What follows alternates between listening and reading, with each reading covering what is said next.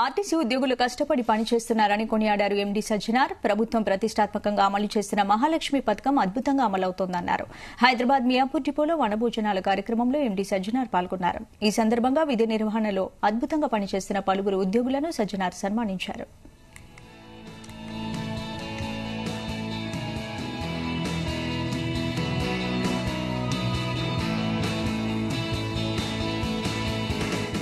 యాజమాన్య తరఫు నుంచి వనభోజనం కార్యక్రమం 3వ తారీఖు నుంచి 10వ తారీఖు దాకా ఏర్పాటు చేయడం జరుగుతుంది.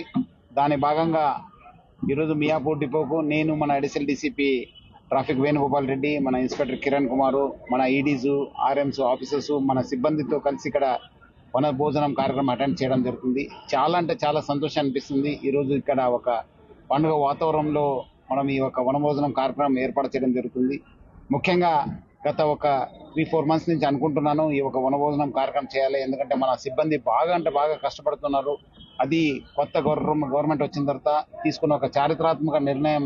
మహాలక్ష్మి ఉచిత ప్రయాణం మహిళలకి, ఆడపిల్లలకి, థర్డ్ జెండర్కి చాలా అంటే చాలా కష్టపడుతున్నారు. ఒక స్ట్రెస్ఫుల్ ఎన్విరాన్మెంట్ లో పనిచేస్తున్నారు. వాళ్ళందరూ కూడా స్ట్రెస్ ఫ్రీ చేసి వాళ్ళు ఒక ఉల్లాస కల్పించడానికి ఈ రోజు ఇక్కడ మనం ఈ కార్యక్రమం ఏర్పాటు చేయడం జరుగుతుంది. సో మన సిబ్బంది కూడా చాలా ఉల్లాసంగా పార్టిసిపేట్ చేస్తున్నారు.